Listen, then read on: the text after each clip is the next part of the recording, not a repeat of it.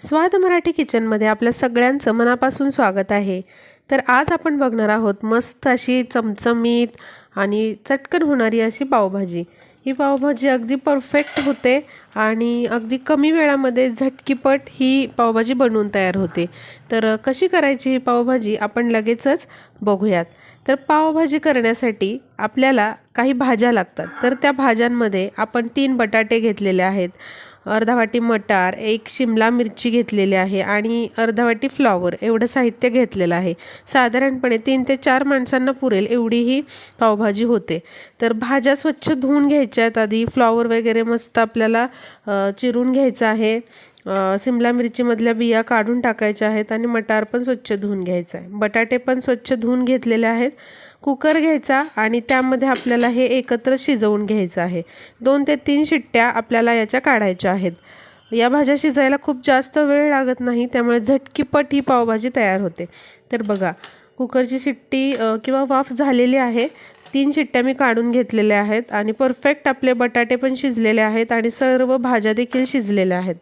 हे बघा, तर आता आपण काय करूयात, ह्या भाज्या आणि बटाटे थंड होऊ देऊयात। अगदी थंड झाल्यानंतर आपल्याला याची सालं काढून घ्यायची आहेत आणि हे जे बटाटे आहेत चांगले आपल्याला स्मॅश करून घ्यायचे आहेत। याच्या गुठळ्या राहायला नको, कारण पुन्हा नंतर पावभाजी स्मॅशरने या स्मॅश करताना त्रास होतो, म्हणून आधीच आपण काळजी घ्यायची की जास्त गुठळ्या राहायला नको आहेत। तर अशा बटाट्याच्या साली काढून झालेल्या आहेत। आता हा बटाटा मी स्मॅश करून घेणार आहे, जेणेकरून त्याच्या गुठळ्या जास्तीत जास्त निघतील असा प्रयत्न करायचा आहे। त्याचबरोबर आता या भाज्या ज्या आहेत त्या आपण मिक्सरला लावून घ्यायच्यात। बघा, पाणी अजिबात टाकायचं नाही, कारण भाजीमध्ये पाण्याचा अंश असतो शिजल्यामुळं, आणि या मिक्सरला लावून घ्यायच्या। याने होतं काय, तर भाजी स्मॅश करताना अजिबात आपल्याला त्रास होत नाही। अगदी फाईन पेस्ट होते याची। बघा, अगदी बारीक अशी पेस्ट करून घ्यायची आणि तुम्ही बघाल की पावभाजी करताना अजिबातच आपल्याला त्रास होत नाही। हे बटाटे आता आपण स्मॅश करून घेऊया। हे पण मिक्सरला लावले तरी चालू शकतं, पण मी आत्ता लावलेले नाही आहेत। स्मॅशरने हे इझिली स्मॅश होऊन जातात। पण ह्या ज्या भाज्या आहेत त्या स्मॅशरने एवढ्या स्मॅश करायला पटपट जमत नाही। त्याचे मटारचे दाणे वगैरे असे मोठे मोठे राहतात, त्यामुळे ही ट्रिक तुम्ही वापरू शकता की मिक्सरच्या भांड्यामध्ये भाज्या सगळ्या ग्राइंड करून घ्यायच्या, पेस्ट बनवायची आणि अशा पद्धतीने तुम्ही सगळ्या ह्या उकडून घेतलेल्या भाज्या आहेत त्या मिक्स करून घ्यायच्या, चांगल्या एकजीव करून घ्यायच्या। आता पावभाजी करत असताना जेव्हा आपण स्मॅशरने स्मॅश करणार या भाज्या, तेव्हा बघा आपल्याला अजिबात त्रास होणार नाही आणि आपली पावभाजी पटकन एकजीव होते आणि त्यामुळेच ती टेस्टी लागते। तर बघा, सगळ्या भाज्या स्मॅश करून झाल्यात। आता काही नाही, कढई घ्यायची, त्यामध्ये 2 चमचे तेल आणि 1 चमचा पावभाजी मसाला टाकायला विसरायचं नाही। याने भन्नाट चव येते आपल्या पावभाजीला, त्यामुळे तेलामध्ये सगळ्यात आधी पावभाजी मसाला टाकायचा। त्यानंतर 1.5 वाटी साधारणपणे बारीक चिरून घेतलेला कांदा टाकायचा। कांदा भरपूर प्रमाणात लागतो पावभाजी करत असताना, त्यामुळे कांदा टाकण्यात कंजूसी करू नका प्लीज, आणि बारीक चिरून घ्या, म्हणजे पुन्हा एकदा तेच कारण आहे की स्मॅश करताना आपल्याला सोपं पडतं। आता हा चांगला आपल्याला कांदा जो आहे तो तळून घ्यायचा आहे। बघा, पण खूप करपवायचा नाही, गोल्डन असा फ्राय करून घ्यायचा आहे। त्यामध्ये अगदी थोड्याशा प्रमाणात आलं लसूण पेस्ट टाकलेली आहे आणि ही पण आपण मिक्स करून घेऊयात। त्यामध्ये 2 वाटी बारीक चिरून घेतलेले टोमॅटो टाकायचे। टोमॅटोचं प्रमाण पण पावभाजीमध्ये जास्तच असतं, त्यामुळे खूप कमी प्रमाणात टोमॅटो टाकू नका, त्याची चव चांगली येत नाही। छान अशी आंबटसर चव येण्यासाठी आपल्याला टोमॅटो वापरावा लागतो। तर आता आपल्याला टोमॅटो टाकल्यानंतर यामध्ये थोडंसं आपल्याला मीठ टाकून घ्यायचं आहे। मीठ टाकल्यामुळे होतं काय, तर टोमॅटो कांदा पटकन शिजले जातात। बघा, आता झाकून ठेवूया आपण थोडंसं, आणि झाकून ठेवल्यानंतर एक वाफ काढायची त्याची, आणि हे कांदा टोमॅटो जे आहेत ते चांगले आपल्याला शिजवून घ्यायचे। यामुळे नंतर आपल्याला भाजी एकजीव करताना किंवा स्मॅशरने स्मॅश करताना ती चांगली स्मॅश केली जाते। त्याचे मोठे मोठे कण कांद्याचे किंवा मग टोमॅटोचे राहत नाही। बघा, छान अशी पटकन शिजते। आपण मीठ टाकल्यामुळे टोमॅटो कांदा छान शिजलाय। आता स्मॅशरने पुन्हा एकदा आता आपण स्मॅश करून घेऊया, म्हणजे छान एकजीव होऊन जाईल हा मसाला। तर या ठिकाणी आपण असं स्मॅश करून घ्यायचंय। बघा आता आपण भाज्या पण सगळ्या छान अशा एकजीव करून घेतलेल्या आहेत. त्याचबरोबर कांदा टोमॅटो पण स्मॅश करून घेतलेला आहे.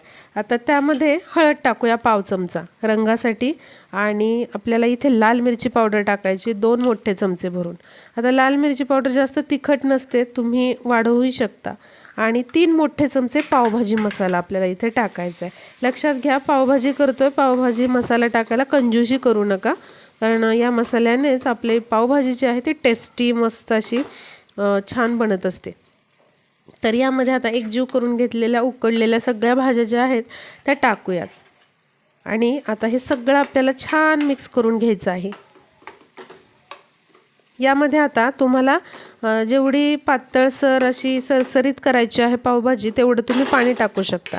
आता मिक्सरच्या भांड्याला जी भाज्या लागलेल्या मी शिजवून घेतलेल्या भाज्या मिक्सरच्या भांड्यामध्ये ग्राइंड करून घेतलेल्या, तर त्याचं पाणी येथे मी वापरलेलं आहे. चवीनुसार अजून थोडंसं मीठ टाकलं आहे, आधीही मीठ टाकलेलं आहे आपण, आणि पुन्हा आपल्याला काय करायचं, स्मॅश करून घ्यायचं आहे. आता एक लक्षात घ्या, पाणी टाकायच्या आधी भाज्या स्मॅश करून घ्या, कारण पाणी टाकल्यानंतर त्या व्यवस्थित स्मॅश होत नाहीत भाज्या, त्यामुळे पाण्याचं प्रमाण वाढवण्याच्या आधीच त्या अशा स्मॅश करून घ्यायच्या, घोटून घ्यायच्या आहेत. आता छान झालेली आहे स्मॅश, एवढा काही आपल्याला त्रास झालेला नाही. ऑलरेडीच आपण सगळ्या भाज्या बारीक छान अशा एकजीव करून घेतलेल्या, घोटून घेतलेल्या. कांदा टोमॅटो पण आपण छान असा एकजीव करून घेतलेला स्मॅशरने. बघा आता मस्त असे पुन्हा एकदा मी वरून 1 चमचा पावभाजी मसाला टाकणार आहे, कारण पावभाजी मसाल्याशिवाय पावभाजीला चव नाही. तुम्ही कोणताही विकतचा पावभाजी मसाला वापरू शकता यामध्ये. आता ऑलमोस्ट आपली पावभाजी जी आहे ती झालेली आहे. आता फक्त आपल्याला झाकून ठेवायची आहे थोडा वेळ, एक 4-5 मिनटं झाकून ठेवायची, आणि भरपूर सारी कोथिंबीर यामध्ये टाकायची. 1 वाटी भरून कोथिंबीर बारीक चिरून घेतलेली टाकायची आहे. यामध्ये बटरचं, पूर्ण बटरमध्ये देखील पावभाजी तुम्ही करू शकता, पण आता आपण तेलातच केलेली आहे. झाकून एक 4-5 मिनटं वाफ काढून घेऊया मंद आचेवर. बघा एक 5 मिनटानंतर पावभाजी आपली परफेक्ट तयार आहे. मस्त अशी पावभाजी आपली तयार झालेली आहे. आता पावभाजी तर झाली, त्याबरोबर आता पाव भाजून घेऊया. त्यासाठी थोडंसं लोणी घेऊया, किंवा मग तेलही घेऊ शकता तुम्ही, आणि त्यावरती आपल्याला पाव जे आहेत ते चांगले भाजून घ्यायचे आहेत, असे खरपूस असे भाजून घ्यायचे आहेत. याच्यात पण तुम्ही पावभाजी मसाला टाकून जरासे पाव भाजून घेतले तरी छान लागतं चवीला.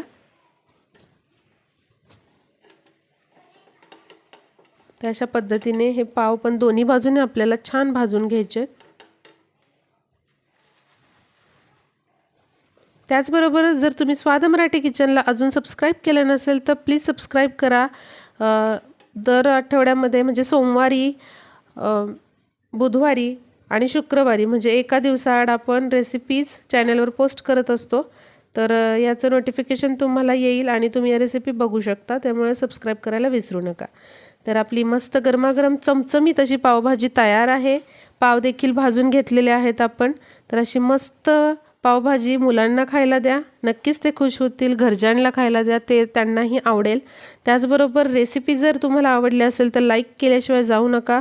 त्याचबरोबर जास्तीत जास्त मैत्रिणींपर्यंत शेअर करा, म्हणजे त्यांनाही रेसिपी कळेल. भेटूया पुढच्या व्हिडिओमध्ये.